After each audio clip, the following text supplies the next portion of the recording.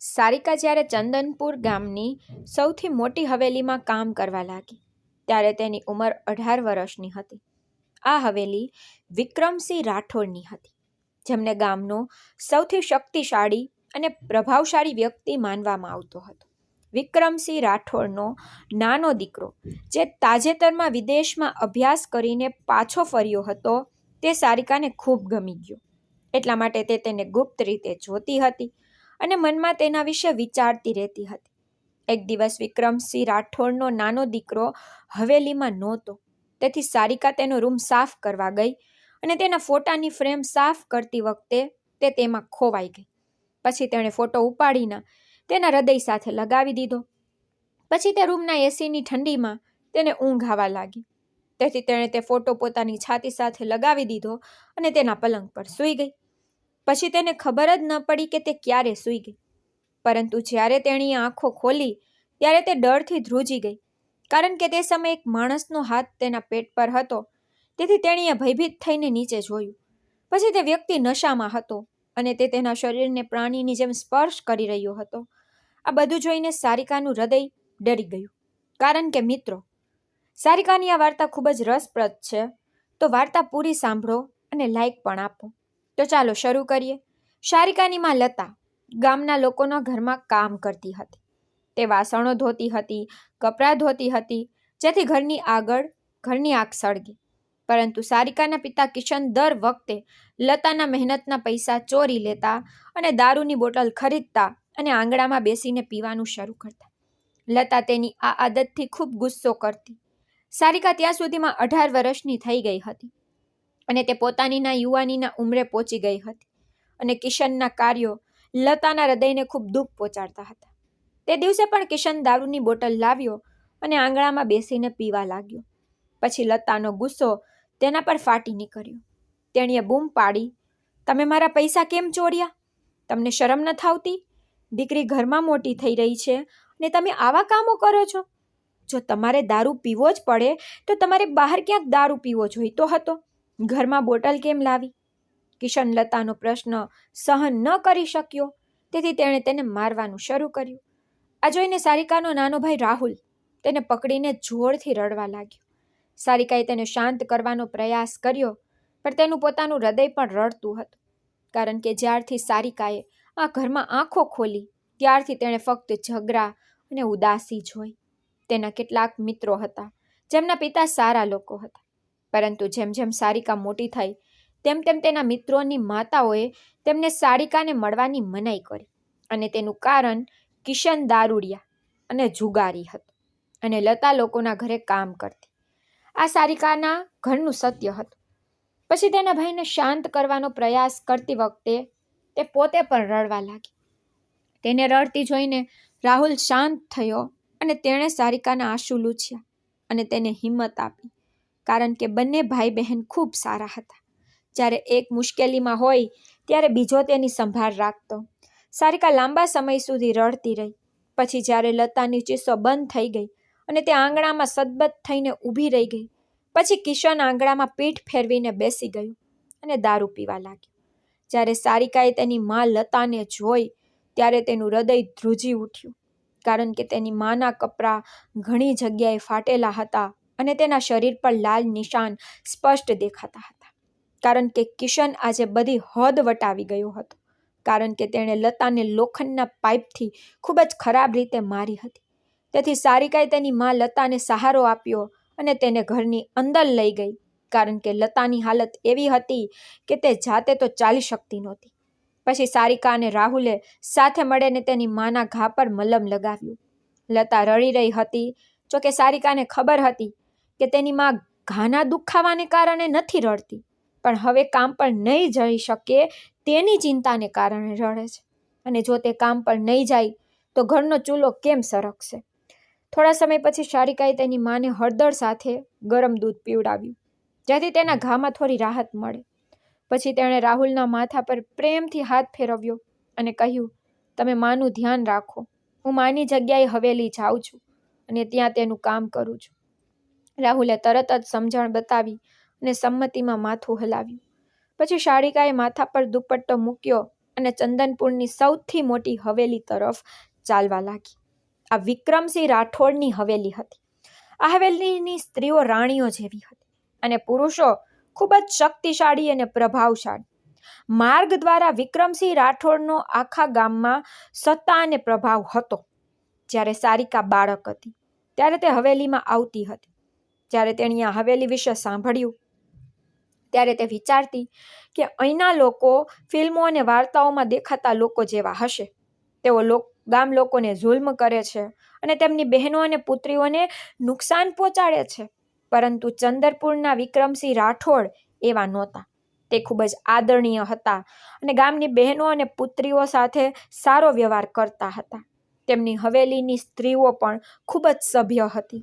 તેઓ ક્યારેય કોઈને ખરાબ ઈરાદાથી જોતા નહોતા. એટલી હદે કે કોઈ અજાણ્યા વ્યક્તિએ ક્યારેય તેમની સ્ત્રીઓ તરફ જોયું નહોતું. એટલી હદે કે કોઈ પણ કારણ વગર હવેલી પાસેથી પસાર પણ થતું નહોતું. હવેલીમાં કામ કરતી સ્ત્રીઓ પણ ખૂબ જ આદરણીય હતી. સારિકાની માં લતા ખૂબ જ ઉમદા અને ધાર્મિક મહિલા હતી. તેથી હવેલીના માલિક રાનીબાઈએ તેમને નોકરી પર રાખ્યા હતા. રાનીબાઈને લતા પર પૂરો વિશ્વાસ હતો, કારણ કે તે ક્યારેય જૂઠું બોલતી નહોતી. રાનીબાઈ સ્વભાવે ખૂબ જ કડક, પણ હવે જો સારિકા હવેલીમાં કામ કરવા ન જાય તો તેમના ઘરનો ચૂલો કેવી રીતે સળગશે?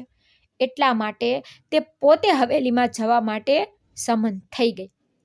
જ્યારથી લતાને હવેલીમાં નોકરી મળી ત્યારથી તેમના ઘરની હાલત થોડી સુધરી ગઈ હતી અને તેથી જ કિશનને પણ દરરોજ દારૂની બોટલ ખરીદવા માટે પૈસા મળતા હતા. ગમે તેમ સારિકાએ ભગવાનનું નામ લીધું અને હવેલીમાં પગ મૂક્યો. પછી તે ભવ્ય હવેલી જોઈને તેનું હૃદય જોરથી ધબકવા લાગ્યું, કારણ કે તેને ખબર નહોતી કે તેઓ લતાની જગ્યાએ તેને નોકરી પર રાખશે કે નહીં. આ વિચારીને તેના શ્વાસ અટકી રહ્યા હતા, પરંતુ તેણે હિંમત હારી નહીં, કારણ કે આટલી નજીક આવ્યા પછી તે પાછી ફરવા માંગતી નહોતી. તેથી તે સીધી લતાની મિત્ર શીલા પાસે ગઈ, કારણ કે ફક્ત તે જ તેને રાનીબાઈ પાસે લઈ જઈ શકતી હતી. એટલા માટે સારિકા રસોડા તરફ આગળ વધી, કારણ કે તેની માં લતા ઘણીવાર કહેતી કે શીલા હંમેશા રસોડામાં જોવા મળે છે અને તે સમયે બપોરનો સમય હતો, તેથી શીલાનું હોવું ત્યાં જરૂરી હતું. ગમે તેમ હવેલી એટલી મોટી હતી કે સારિકા સમજી શકતી નહોતી કે રસોડું ક્યાં છે, પરંતુ ખોરાકની સુગંધે તેને રસ્તો બતાવી દીધો. પછી રસોડામાં પ્રવેશતાની સાથે જ તેણે શીલા તેની સામે ખોરાક રાંધતી જોઈ તો સારિકાએ ધીમેથી બૂમ પાડી તો શીલાએ પાછળ ફરીને આશ્ચર્યથી કહ્યું, અરે, તું લતાની દીકરી સારિકા છે ને? સારિકાએ સંમતિમાં માથું હલાવ્યું અને આવવાનું કારણ જણાવ્યું. જ્યારે તેણે લતાની હાલત વિશે કહ્યું ત્યારે શીલાની આંખો આંસુઓથી ભરાઈ ગઈ. તે કિશનને શ્રાપ આપવા લાગી. પછી સારિકા માથું નમાવીને શાંતિથી ઊભી રહી. થોડીવાર પછી શીલા તેને રાણીબાઈના રૂમમાં લઈ ગઈ. સારિકાનું હૃદય જોરથી ધબકતું હતું. જોકે તેણે પોતાનો દુપટ્ટો માથા પર બરાબર વીંટાવ્યો હતો, કારણ કે રાણીબાઈનો દેવ એવો હતો કે મોટા લોકો પણ તેની સામે ધ્રુજતા હતા. પછી શીલા દરવાજો ખટખટાવ્યો અને પછી અંદરથી પરવાનગી મળી. પછી સારિકા રૂમમાં પ્રવેશતાની સાથે જ એક સુંદર સુગંધે તેનું સ્વાગત કર્યું. પછી શીલા તેને સીધી રાણીબાઈ પાસે લઈ ગઈ. પછી તે રાણીબાઈની સામે બેઠી અને તેને લતાની આખી વાત કહી અને સારિકાને આગળ ધકેલીને કહ્યું, તે લતાની દીકરી છે, તે તેની માની જગ્યાએ કામ પર આવી છે, કૃપા કરીને તેને નોકરી પર રાખો. પછી રાણીબાઈએ સારિકા તરફ ધ્યાનથી જોયું. સારિકા માથું નીચું રાખીને ધ્રુજતી હતી. જોકે ભગવાને તેને ખૂબ જ સુંદર બનાવી હતી. તેની આંખો ખૂબ જ માસૂમ હતી. રાનીબાઈએ તેની તરફ જોયું અને કહ્યું, દીકરી, હંમેશા તારો દુપટ્ટો આ રીતે બાંધીને રાખ અને તારો ચહેરો તેનાથી ઢાંકીને રાખ. એ સાચું છે કે એક પણ વાર પણ દેખાવા ન જોઈએ. તું ખૂબ જ સુંદર છે, તેથી જ હું આ કહી રહી છું અને કાલથી તું તારી માની જગ્યાએ કામ શરૂ કરી શકે છે. પછી સારિકાએ તેના કડક સ્વરમાં તરત જ માથું હલાવ્યું. પછી તે તેનો આભાર માનીને ઘરે પાછી ફરી. હવે તેનું હૃદય ખૂબ જ હરવાસ અનુભવ્યું, કારણ કે હવે તેની માં લતાને કોઈ સમસ્યા નહીં થાય અને તેમના ઘરનું ગુજરાન પણ ચાલુ રહેશે. ગમે તે હોય, સારિકાને ત્યાં લાંબા સમય સુધી કામ કરવું પડ્યું નહીં, તેથી જ તે શાંત થઈ ગઈ. પછી ઘરે પહોંચ્યા પછી તેણે જોયું કે તેની માં દવા લીધા પછી શાંતિથી સૂઈ રહી છે. તેથી તેણે પ્રેમથી તેના ભાઈ રાહુલના માથા પર હાથ મૂક્યો અને તેની પાસે બેઠી. બીજી બાજુ તેના પિતા કિશન દારૂ પીધા પછી ખાલી થઈ ગયા હતા અને દિવસ તેની ગતિએ પસાર થઈ રહ્યો હતો. બીજા દિવસે સવારે સારિકા હવેલી પહોંચી. પછી ત્યાં તેનો પ્રથમ સામનો વિક્રમસિંહ રાઠોડના નાના પુત્ર આદિત્ય સાથે થયો, જે વિદેશમાં અભ્યાસ કરીને પાછો ફર્યો હતો. પછી સારિકા ઉતાવળમાં રસોડા તરફ જઈ રહી હતી. પછી તે સામેથી આવી રહેલા આદિત્ય સાથે અથડાઈ ગઈ. પછી તે પડી શકે તે પહેલા આદિત્યએ તેને તેના મજબૂત હાથથી પકડી લીધી. પછી સારિકા તરત જ તેનું સંતુલન પાછું મેળવ્યું અને સીધી ઊભી રહી ગઈ. પછી તેનું હૃદય જોરથી ધબકતું હતું. પછી તેનો દુપટ્ટો થોડો સરકી ગયો હતો, તેથી આદિત્ય તેને ધ્યાનથી જોઈ રહ્યો હતો. સારિકા તેને જોઈ રહી હતી, જોકે તે પણ સફેદ શર્ટ અને કાળી પેન્ટમાં કોઈ રાજકુમારથી ઓછો દેખાતો નહોતો. તેથી સારિકા તેને જોતી રહી અને તે પણ તેને જોતો રહ્યો. જો રાણીબાઈએ તેના પુત્ર આદિત્યને સારિકા તરફ આ રીતે જોતા પકડ્યો હોત તો કદાચ આજે લતા અને સારિકાનો હવેલીમાં છેલ્લો દિવસ હોત. તેથી સારિકા ઝડપથી તેના ચહેરા પર દુપટ્ટો બાંધીને રસોડા તરફ ગઈ. પરંતુ જ્યારે આદિત્યએ તેને બોલાવી ત્યારે તે રસોડામાં પ્રવેશી પણ નહોતી. સારિકા ત્યાં જ અટકી ગઈ. પછી તેનું હૃદય બેકાબૂ ઘોડાની જેમ ધબકતું હતું. પછી આદિત્યએ તેની તરફ જોયું અને કહ્યું, અરે છોકરી, કોફી બનાવ અને મારા રૂમમાં લાવ અને જલ્દી કર. આટલું કહ્યા પછી તે અટક્યો નહીં અને સીડીઓ ઉપર ગયો. આમ ગામમાં બધા જાણતા હતા કે આદિત્ય ખૂબ જ કડક સ્વભાવનો છે. ગમે તે હોય, તે થોડા દિવસ પહેલા વિદેશથી પાછો ફર્યો હતો અને હવે તેના પિતા વિક્રમસિંહ રાઠોડનો વ્યવસાય સંભાળી રહ્યો હતો. તેથી ડરથી સારિકા રસોડામાં ગઈ અને શીલાને આદિત્યના આદેશ વિશે કહ્યું. તો શીલાએ તરત જ કહ્યું કે જો તેને તને કહ્યું છે ને તો તારે જ આ કામ કરવું પડશે. તે પોતાની વાત પર ખૂબ જ અડગ છે. જો તું નહીં જા અને કોઈ બીજું કોફી લઈને જાય તો તેના પર વિશ્વાસ કરી શકાય નહીં. આનાથી તારી માનું કામ પણ જોખમમાં મુકાઈ શકે છે. સારિકાએ તરત જ આ વાત કહી. હા, મને ખબર છે. તેથી જ હું ઝડપથી કોફી બનાવીશ અને તેમને આપીશ. પછી તેણે ઝડપથી કામ કરવાનું શરૂ કર્યું, કારણ કે તે કોફી બનાવવાનું જાણતી હતી.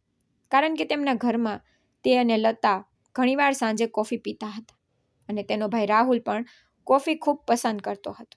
તેથી સારિકાએ ઝડપથી કોફી બનાવી અને શીલાને આદિત્યના રૂમનો રસ્તો પૂછીને ઉપરના માળે ગઈ. ત્યારે પણ તેનું હૃદય જોરથી ધબકતું હતું. હવેલીમાં તેનું પહેલું કામ હતું. તે તેમાં સફળ થવા માંગતી હતી. ગમે તે હોય, શીલાએ કહ્યું હતું કે ઉપરના ભાગમાં છેલ્લો ઓરડો આદિત્યનો છે. તેથી સારિકાએ તેના વિશે વિચાર્યું અને તે તરફ પગલું ભર્યું. પછી તેણે હળવો દરવાજો ખટખટાવ્યો અને આદિત્યનો ભારે અવાજ અંદરથી આવ્યો, અંદર આવ. પછી સારિકાએ ઊંડો શ્વાસ લીધો અને રૂમમાં પગ મૂક્યો, પણ તેનું શરીર ધ્રુજતું હતું. તે સમજી શકી નહીં કે તે આટલી બેચેની કેમ અનુભવી રહી છે. પછી તેણે દરવાજો ખુલ્લો છોડી દીધો. પછી આદિત્ય બેડ પર પગ લંબાવીને લેપટોપ પર કંઈક કામ કરી રહ્યો હતો. તેથી સારિકાએ પરવાનગી માંગી, તેની પાસે ટેબલ પર કોફી રાખી. પછી તે તરત જ બહાર જવા લાગી. પરંતુ આદિત્યના બીજા આદેશે તેને ત્યાં જ રોકી દીધી. તેને કહ્યું, અરે છોકરી, કબાટમાંથી મારો કાળો સૂટ કાઢીને તેને ઇસ્ત્રી કર અને હા, મારા જતા પણ પોલિશ કર. મારે એક મહત્વપૂર્ણ જગ્યાએ જવું છે. હવે સારિકાએ વિચિત્ર રીતે બેચેની અનુભવવા લાગી. તેનું મન તેને કહી રહ્યું હતું કે આદિત્યને કહે કે તેને વાસણ ધોવાનું કામ સોંપવામાં આવ્યું છે. આ કામ નહીં, પરંતુ હવેલીમાં કોઈ સાહેબના આદેશનો ઇનકાર કરવાનો અર્થ એ હતો કે કામમાં જોખમમાં મૂકવું. તેથી તે શાંતિથી કબાટ તરફ ગઈ. પછી તેના હાથ ધ્રુજતા હતા, છતાં તેણે કબાટ ખોલ્યું. તેમાં રંગબેરંગી કપડાં લટકતા હતા, પરંતુ કાળો સૂટ ક્યાંય દેખાતો નહોતો. જોકે તે પછી પણ તેનો ચહેરો દુપટ્ટાથી ઢંકાયેલો હતો, જેના કારણે તે કંઈ સ્પષ્ટ જોઈ શકતી નહોતી. પરંતુ પછી તે ઉતાવળમાં હતી અને સૂટ શોધતી વખતે તેણે બધા કપડાં અહીં અને ત્યાં ખસેડ્યા. તેની હરકતો જોઈને આદિત્ય પાછળથી બોલ્યો, અરે છોકરી, આ લાલ દુપટ્ટો તારા ચહેરા પરથી ઉતાર, પછી કામ કર. પર રાનીબાઈએ કડક આદેશ આપ્યો હતો કે દુપટ્ટો ક્યારેય ઉતારવો જોઈએ નહીં. તેથી સારિકાએ આદિત્યની વાત ન માની અને તે જ દુપટ્ટામાં કામ કરવા લાગી. તો અચાનક આદિત્ય તેની પાછળ આવ્યો અને સારિકાનો દુપટ્ટો નીચે ખેંચી લીધો. આથી સારિકા ડરથી તેની તરફ વળી. પછી તેની મોટી આંખોમાં ભય સ્પષ્ટ દેખાઈ રહ્યો હતો. હવે તેના ચહેરા પર પરસેવાના મણકા ચમકી રહ્યા હતા. આદિત્ય પણ બેકાબુ આંખોથી તેને જોઈ રહ્યો હતો. પછી તેણે પોતાના હાથથી સારિકાના ચહેરા પરથી પરસેવો લૂછ્યો અને કહ્યું, અરે છોકરી, હું તને ખાઈશ નહીં. પછી આદિત્યએ આગળ કહ્યું, અરે છોકરી, તું આટલી ડરી રહી કેમ છે? આરામથી કામ કર. પછી તેનો હાથ સારિકાના ચહેરાને સ્પર્શતા જ તે ડરી ગઈ અને પાછળ હટી ગઈ. પછી આદિત્ય પાછો ગયો અને બેડ પર બેઠો. પણ હવે તેની નજર સારિકાથી દૂર થતી નહોતી. પછી સારિકાએ તેની સામે કાળો શૂટ જોયો. તેણે ઝડપથી તેને બહાર કાઢ્યો અને તેને ઇસ્ત્રી કરવાનું શરૂ કર્યું. ભલે તે સમયે તે ફક્ત 18 વર્ષની હતી, પણ લતાએ તેને દરેક કામ શીખવી દીધું હતું. કારણ કે જ્યારે લતા બીજા લોકોના ઘરે કામ પર જતી, ત્યારે સારિકા આખા ઘરનું ધ્યાન રાખતી. તેથી તેણે ઝડપથી સૂટને ઇસ્ત્રી કરીને ત્યાં રાખ્યો. પછી તે આદિત્યના જૂતા પોલિશ કરવા બેઠી. જૂતા પોલિશ કરતાની સાથે જ આદિત્યએ બીજો ઓર્ડર આપ્યો, અરે છોકરી, કપડાં ત્યાં ન રાખ, બાથરૂમમાં રાખ અને ગીઝર પણ ચાલુ કર.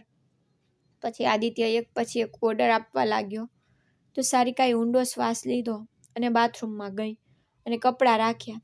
પછી તેણે ગીઝર ચાલુ કરવાનો પ્રયાસ કર્યો, પણ ભૂલથી શાવર શરૂ થઈ ગયો. તેનાથી તે સંપૂર્ણપણે ભીની થઈ ગઈ. હવે શાવર બંધ થતો નહોતો. તેથી તેણે ગભરાટમાં બૂમ પાડી, આ બંધ કરો, મારા કપડાં ભીના થઈ રહ્યા છે. તેનો અવાજ સાંભળીને આદિત્ય બાથરૂમ તરફ દોડી ગયો અને તેને જોઈને કહ્યું, પાગલ, મેં તને ગીઝર ચાલુ કરવાનું કહ્યું હતું, શાવર નહીં. આમ કહીને તેણે શાવર બંધ કર્યો અને સારિકાને બાથરૂમમાંથી બહાર કાઢી. પછી સારિકા ગભરાટમાં ઊંડો શ્વાસ લઈને રૂમની બહાર જવા લાગી. પણ પછી આદિત્યનો અવાજ ફરી ગુંજ્યો, અરે છોકરી, આ કપ કોણ લેશે? પછી સારિકા ઝડપથી કોફીનો કપ ઉપાડીને નીચે દોડી ગઈ. પછી તેને ડર હતો કે આદિત્ય તેને બીજું કોઈ કામ કહી દેશે. પણ હવે નીચે પહોંચ્યા પછી તેને રાહતનો શ્વાસ લીધો. પણ સામે વાસણોનો ઢગલો જોઈને તેનું હૃદય ફરી ડૂબી ગયું. પછી તેને તેની માં લતાની યાદ આવી અને તેની આંખો આંસુઓથી ભરાઈ ગઈ. પછી તે વિચારવા લાગી કે તેની માએ તેના અને રાહુલ માટે આટલું બધું સહન કર્યું છે અને તે પોતે એક દિવસ માટે પણ આ કામ કરી શકી નથી. પછી આ વિચારે તેને હિંમત આપી. પછી તેણે ઝડપથી વાસણો ધોવાનું શરૂ કર્યું. થોડો સમય થયો હતો કે આદિત્ય રસોડામાં આવ્યો અને કહ્યું, હું મારા કામ પર જાઉં છું. હું પાછો આવું ત્યાં સુધીમાં મારો ઓરડો ચમકતો દેખાવો જોઈએ અને આજે તું મારો ઓરડો સાફ કરીશ. આટલું કહીને તે ચાલ્યો ગયો. પછી સારિકાએ શીલા તરફ જોયું અને કહ્યું, શું મારી માં આ બધા કામ કરતી હતી? આ સાંભળીને શીલાએ માથું હલાવ્યું, કહ્યું, ના ના. આ સાંભળીને સારિકા ગુસ્સે થઈ ગઈ અને બોલી, એનો અર્થ એ છે કે મારી માં લતાને ફક્ત વાસણ અને કપડાં ધોવા માટે જ પૈસા મળતા હતા, તો પછી મારે આ વધારાનું કામ કેમ કરવું પડે છે? પછી તેણે ગુસ્સામાં કહ્યું, શીલા કાકી, હું કોઈની ગુલામ નથી. હું વાસણ ધોઉં છું, હું બસ એ જ કરીશ. પછી તે કંઈક બીજું કહેવા જતી જ હતી કે રાનીબાઈ રસોડામાં આવી. પછી તેણે સારિકા તરફ જોયું અને કહ્યું, તમે પહેલા દિવસે જ બકવાસ કરવાનું શરૂ કરી દીધું હતું. તેથી જ આવી છોકરીઓ અમારી સાથે કામ કરી શકતી નથી. તમારી માનું કામ વાસણ ધોવાનું હતું, અમે આ સ્વીકારીએ છીએ. પરંતુ જો કોઈ માલિક તમને કોઈ આદેશ આપે તો તમારે તેનું પાલન કરવું પડશે. પછી રાનીબાઈના શબ્દો સાંભળીને સારિકા ડરથી ધ્રુજી ગઈ.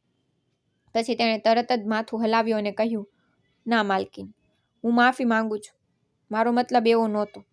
પછી તે કંઈક બીજું કહેવા જતી હતી કે રાનીબાઈએ હાથ ઊંચો કરીને તેને ચૂપ કરી દીધી. પછી તેણે કડક સ્વરમાં કહ્યું, તમે આજે ખૂબ જ વાત કરી દીધી છે. મેં બધું સાંભળ્યું છે. પણ જો તું મારી હવેલીમાં ફરી આવી વાત કરવાનો પ્રયાસ કરશે તો યાદ રાખજે. આટલું કહીને તે શીલાને ઈશારો કરીને રૂમમાં ચાલી ગઈ. હવે સારિકાની આંખોમાંથી આંસુ વહેવા લાગ્યા. તે ફક્ત 18 વર્ષની હતી. તે આ બધી વસ્તુઓ માટે બની નહોતી, કારણ કે તેની માં લતા હંમેશા તેને આ બધી વસ્તુઓથી દૂર રાખતી. કદાચ તે જાણતી હતી કે સારિકાને આ બધું ગમતું નથી. પછી સમય ધીમે ધીમે પસાર થવા લાગ્યો. બીજી બાજુ લતાની હાલત પણ દિવસે ને દિવસે બગડતી ગઈ. તેથી હવે સારિકાને દરરોજ હવેલીમાં આવવું પડતું હતું. પરંતુ હવે આદિત્યએ તેનો પગાર વધારી દીધો હતો. તેથી આ વાત તેને આશ્ચર્યચકિત કરી દેતી હતી.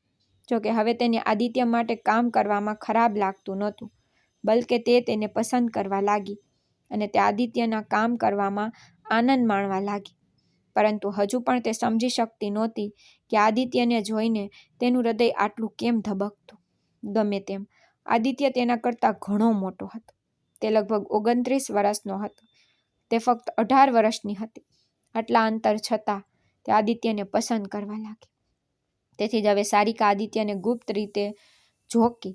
તેને એ પણ ડર હતો કે જો કોઈ, ખાસ કરીને રાનીબાઈ, તેને આવું કરતા જોશે તો તેનું જીવન બરબાદ થઈ જશે.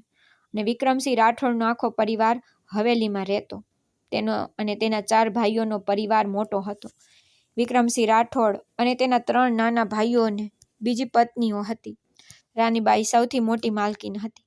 તેના 3 દેવર અને 3 દેવડાની હતા, જેઓ તેની સામે મોં પણ ખોલતા નહોતા. માર્ગ દ્વારા તે હવેલીમાં સારિકાની ઉંમરની બીજી છોકરીઓ પણ હતી, જે પરિવારનો ભાગ હતી. જોકે તેમના ઘરની બહાર જવાની મંજૂરી નહોતી. હવેલીની સ્ત્રીઓને પણ કડક સૂચના આપવામાં આવી હતી. વિક્રમસિંહ રાઠોડે તેની સ્ત્રીઓ, તેમની પત્નીઓ અને દીકરીઓને ઘરે જ રાખવામાં આવતી.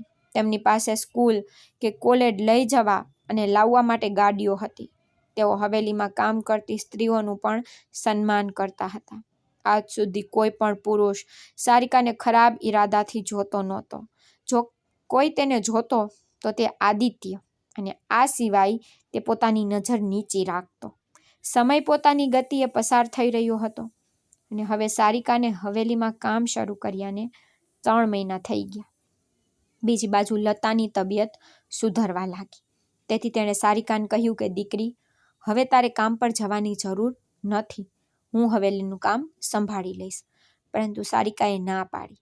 કારણ કે પહેલાં તો તેને તેની માની હાલત પર દયા આવતી હતી, કારણ કે આટલું બધું સહન કર્યા પછી પણ તેની મા બીજા લોકોના ઘરે તેમના માટે કામ કરતી અને પછી ઘરે આવીને કપડાં સીવતી. તો સારિકાએ કહ્યું, મા, તું ઘરે રહીને સીવણ કામ કર, હું હવેલીનું કામ સંભાળીશ. અને બીજી વાત એ હતી કે હવે સારિકાને ઘરે રહેવાનું મન જ થતું નહોતું, કારણ કે જ્યાં સુધી તે આદિત્યનો ચહેરો ન જોતી ત્યાં સુધી તેને શાંતિ મળતી નહોતી.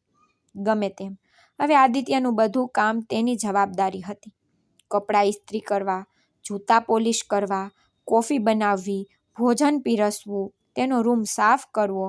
પણ તે દિવસે પણ શીલાએ રાનીબાઈના આદેશનું કહ્યું કે આદિત્ય સાહેબે કહ્યું છે કે જ્યારે તે રૂમમાંથી બહાર નીકળે ત્યારે તેનો રૂમ સાફ કરવામાં આવે અને કબાટમાં રહેલા કપડાં પણ ગોઠવવામાં આવે. આ સાંભળીને સારિકા તરત જ સંમત થઈ ગઈ અને ઝાડુ અને પોતું લઈને આદિત્યના રૂમમાં ગઈ. પછી તેણે ઝડપથી સફાઈ શરૂ કરી. પછી ધૂળ સાફ કરતી વખતે તેની નજર ડ્રેસિંગ ટેબલ પર પડી, જ્યાં આદિત્યનો ફોટો ફ્રેમ રાખવામાં આવ્યો હતો. તેને જોતાં જ તેનું હૃદય એક વિચિત્ર સ્થિતિમાં આવી ગયું, કારણ કે હવે આદિત્ય ગુપ્ત રીતે તેના હૃદયમાં પ્રવેશી ગયો હતો. જોકે સારિકા તે ઘરની એક સામાન્ય નોકરાણી હતી, તેથી તેના અને આદિત્ય વચ્ચે કોઈ મેળ નહોતો, કારણ કે તે ધરતીની માટી અને આદિત્ય આકાશનો ચંદ્ર. તેથી તે તેને ક્યારેય મેળવી શકતી નહોતી. પરંતુ તેમ છતાં તેનું હૃદય મજબૂર હતું. તેથી તે લાંબા સમય સુધી આદિત્યના ફોટો ફ્રેમ તરફ જોતી રહી, કારણ કે તેની આંખોમાં કોઈ જાદુ હતું જે તેમાં ડૂબતી જતી હતી. પણ જ્યારે તે આદિત્યની સામે હતી ત્યારે તે આંખો ઊંચી કરી શકતી નહોતી.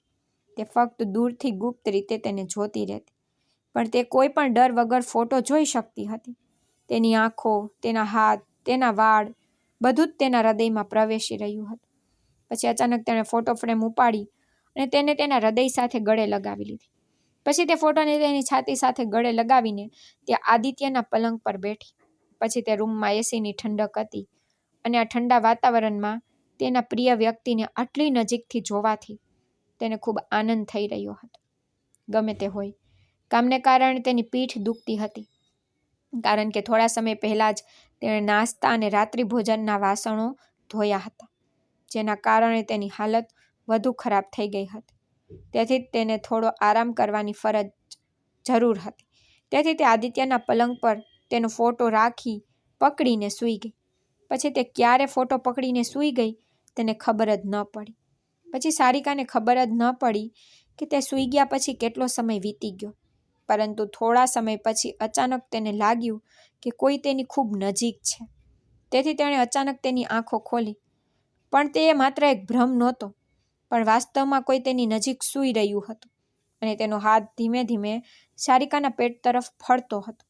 પછી સારિકાએ હિંમત ભેગી કરી અને મૌન રહી. તે ચીસો પાડવા માંગતી હતી, પણ તેનું ગળું દુખતું હતું, જેના કારણે કોઈ અવાજ નીકળતો નહોતો. પછી જ્યારે તેણીએ હિંમત ભેગી કરી અને કંઈક કહેવાનો પ્રયાસ કર્યો, ત્યારે તે હાથ તેના હોઠ સુધી પહોંચ્યો અને તેનો અવાજ અચાનક દબાઈ ગયો, કારણ કે તે વ્યક્તિ તેની એટલી નજીક આવી ગયો હતો કે તે કંઈ સમજી શકતી નહોતી. પછી અચાનક બધું અંધકારમાં ડૂબી ગયું. તેનું મન શૂન્ય થતાં જ તે બેભાન થઈ ગઈ. પછી લગભગ 2 કલાક પછી તેની આંખો ખુલી તો તે હજી પણ એ જ રૂમમાં હતી. ભાનમાં આવતાની સાથે જ તેના પગ નીચેથી જમીન સરકી ગઈ. તેને લાગ્યું કે જાણે તેના માથા પર આકાશ પડી ગયું હોય. પછી જ્યારે તેણે પોતાની તરફ જોયું ત્યારે તેનું બધું નાશ પામતું જોયું. પછી તેને તેના શરીરમાં એક વિચિત્ર પરિવર્તન આવ્યું, જાણે કોઈ ટ્રક તેના પર ફરી ગયું હોય. શરીરના દરેક ભાગમાં દુખાવો થઈ રહ્યો હતો. જ્યારે તેણે તેની ઉપરની ચાદર તરફ જોયું ત્યારે તેનો શ્વાસ રોકાઈ ગયો. તે જે હાલતમાં હતી તે જોઈને તે સતબત થઈ ગઈ. પણ તે રૂમમાં કોણ આવ્યું હતું? કોણે તેના પર બળજબરીથી જબરદસ્તી કરી હતી? કોણે તેની ગરિમાના ટુકડા કરી નાખ્યા? આવા પ્રશ્નો તેના મનમાં ફરતા હતા. હવે તેની આંખોમાંથી આંસુ વહેવા લાગ્યા. તે ત્યારે ધ્રુજી રહી હતી. પછી તે પલંગ પરથી ઊભી થઈ ને રૂમમાં નજર ફેરવી, પણ ત્યાં કોઈ નહોતું. પણ હવે તેનું બધું લૂંટાઈ ગયું હતું. તે સમજી શકતી નહોતી કે તે આટલી ગાઢ ઊંઘમાં પડી તો પડી કેવી રીતે. પછી તે ઝડપથી ઘરે પહોંચીને ખૂબ રડવા લાગી.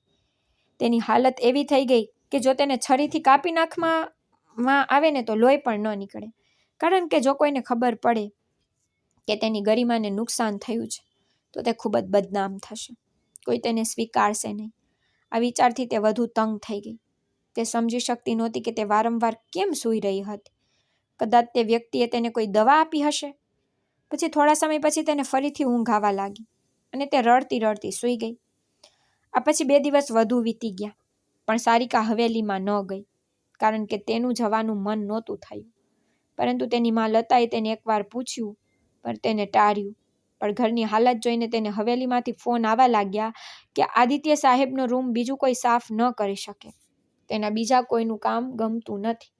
તેથી સારિકાને મજબૂરીથી હવેલી જવું પડ્યું. પણ હવે તે ખૂબ જ ગભરાઈ ગઈ હતી. એટલે જ તે આદિત્યના રૂમમાં જતા પણ ડરતી હતી.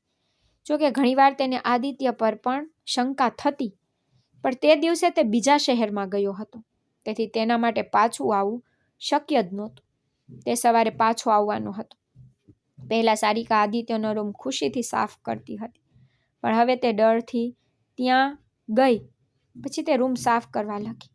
બસ ત્યારે જ આદિત્ય અંદર આવ્યો. પછી તે લાંબા સમય સુધી તેને જોતો બેડ પર બેઠો. ત્યારે પણ તેની નજર સારિકા પર સ્થિર હતી. જોકે તેના આગમનને કારણે સારિકાના હૃદયના ધબકારા વધી ગયા હતા. તેથી તેણે એકવાર ઉપર જોયું અને ઝડપથી આંખો નીચી કરી, કારણ કે આદિત્ય તેને જોઈ રહ્યો હતો. પછી તે ઝડપથી તેનું કામ પૂરું કરીને રૂમ છોડીને જવા માટે ફરી. પછી આદિત્યએ તેને બોલાવીને રોકી. સારિકા, રોકો. રૂમ હજી સુધી સંપૂર્ણપણે સાફ થયો નથી, તો તમે ક્યાં જઈ રહ્યા છો? આ સાંભળીને સારિકાએ કહ્યું, હું પછી કરીશ, મને હમણાં સારું નથી લાગતું. આ સાંભળીને આદિત્ય પલંગ પરથી ઊભો થયો અને તેની નજીક આવ્યો. પછી તેણે સારિકાનો હાથ પકડીને તેને પલંગ પર બેસાડી. પછી તેની આંખોમાં સારિકા માટે ચિંતા દેખાઈ. તો તેણે કહ્યું કે તને શું થયું? તો સારિકાએ બહાનું કાઢ્યું કે મારું માથું દુખે છે. પછી આદિત્યની આંખોમાં કંઈક એવું હતું જેનાથી સારિકાના હૃદય ધબકવા લાગ્યું. પછી તેના સ્પર્શથી હવે તે એક વિચિત્ર બેચેની અનુભવવા લાગી. તેથી તે ઝડપથી પોતાનો હાથ છોડીને રૂમની બહાર નીકળી ગઈ. પણ આદિત્યની નજર તેના પર સ્થિર રહી. આ જોઈને સારિકાના મનમાં એક આશા જાગી કે કદાચ આદિત્ય તેને પ્રેમ કરવા લાગ્યો છે. પરંતુ બીજી ક્ષણે તેનું હૃદય રડવા લાગ્યું. તેને યાદ આવ્યું કે તેના માનના તો ટુકડા થઈ ગયા છે.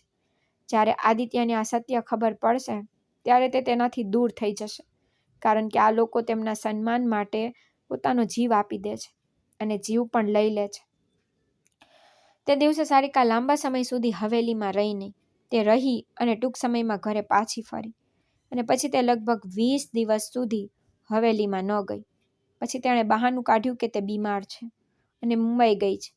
પછી તેની માં લતા સારિકાની ગેરહાજરીમાં ફરીથી હવેલીમાં જવા લાગી. પણ એક દિવસ લતા ઘરે આવી અને સારિકાને કહ્યું કે સારિકા દીકરી, છોટે સાહેબ આદિત્ય તને યાદ કરી રહ્યા હતા. તે કહી રહ્યા હતા કે તેમને ફક્ત તમારા હાથે સાફ કરેલો ઓરડો ગમે છે. તેમને બીજા કોઈની સફાઈ પસંદ નથી. ચાલો આપણે બંને માં અને દીકરી ચાલો હવેલીમાં જઈએ. હું વાસણ ધોઈશ અને તું છોટે સાહેબનો રૂમ સાફ કરજે. આનાથી થોડા પૈસા આવશે. આપણે તમારા લગ્ન પણ કરવા પડશે. તેના માટે આપણે ઘણા પૈસા બચાવવા પડશે. જો આપણે ધીમે ધીમે પૈસા બચાવીશું તો પછીથી આપણા માટે સરળતા રહેશે. જો કે સારિકાનું હૃદય પણ આદિત્યને જોવા માટે ધબકતું હતું. તેથી મજબૂરીથી તે બીજા જ દિવસે કામ પર હવેલી ગઈ. પરંતુ તેની તબિયત હજુ સુધી સંપૂર્ણપણે સારી નહોતી. તે રસોડામાં બેઠી હતી અને વાસણો ધોતી હતી. પછી તેને અચાનક ઉબકા આવવા લાગ્યા અને તેનું હૃદય જોરથી ધબકવા લાગ્યું. પછી તે ઊભી થઈ અને પાણીના નળ પાસે ઝૂકી ગઈ. પછી તેને જોરથી ઉલટી થવા લાગી. તે દિવસે લતાને રાહુલની તબિયત સારી ન હોવાથી તેને ડૉક્ટર પાસે લઈ જવું પડ્યું હતું. તેથી જ તે હવેલીમાં નહોતી આવી. તે દિવસે સારિકા તેની જગ્યાએ વાસણો ધોતી હતી.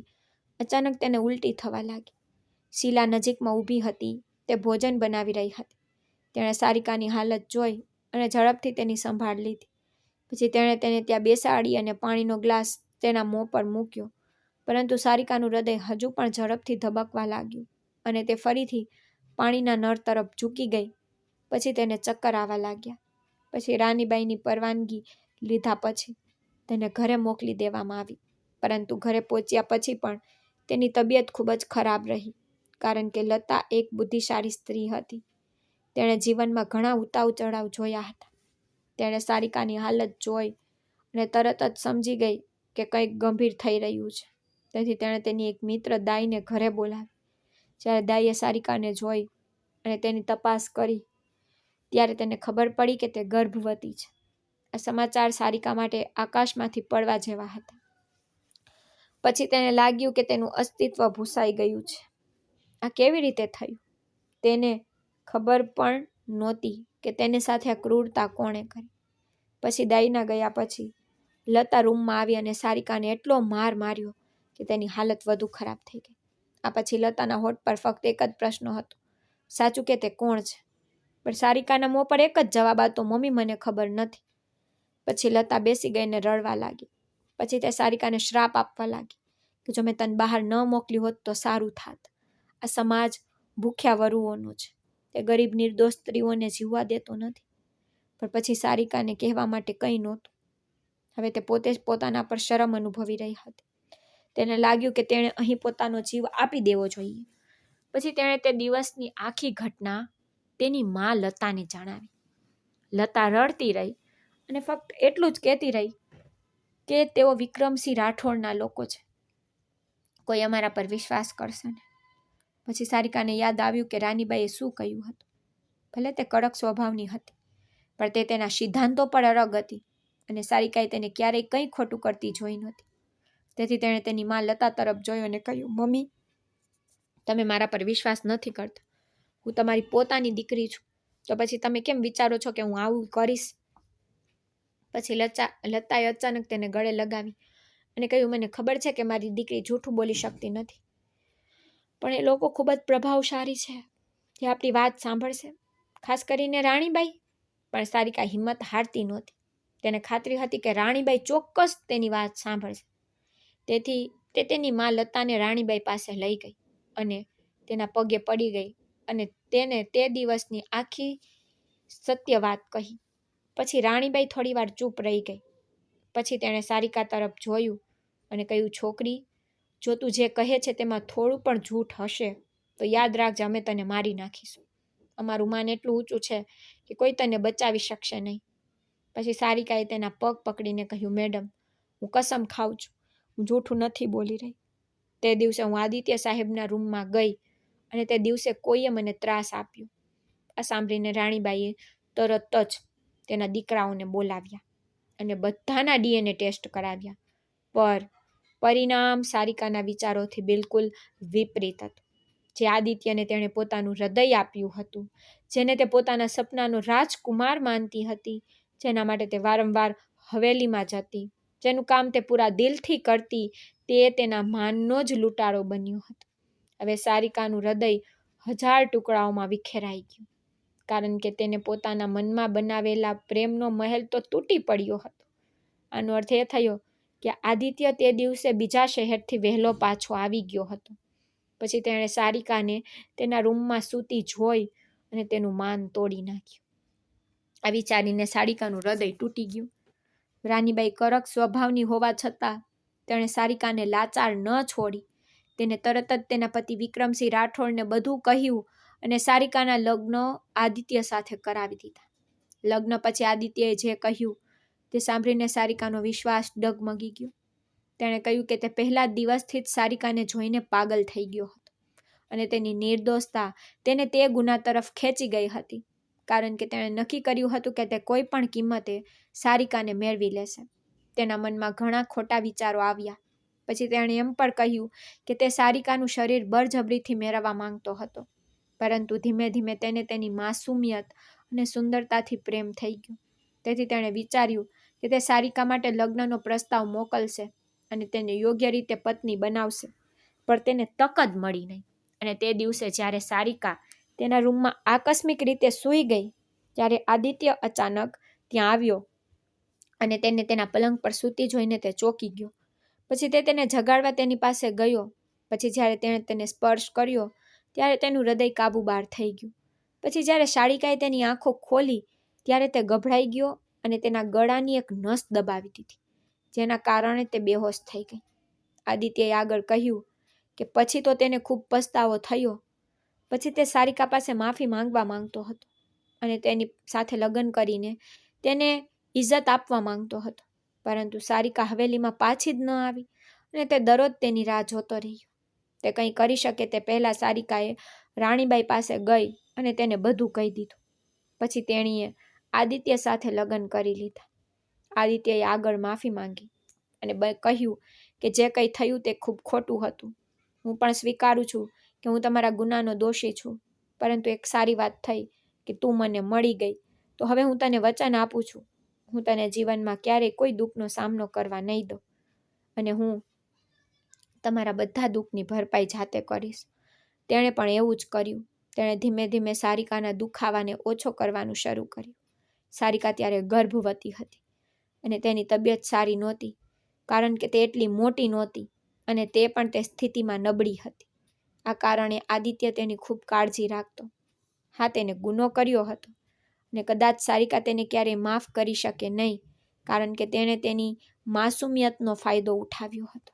પરંતુ હવે તે તેનો પતિ હતો, તે તેના બાળકનો પિતા હતો. તેથી ગમે તે થાય તેને સ્વીકારવો જ પડ્યો. સારિકાની માં લતા બધાને કારણે ખુશીથી રડી રહી હતી.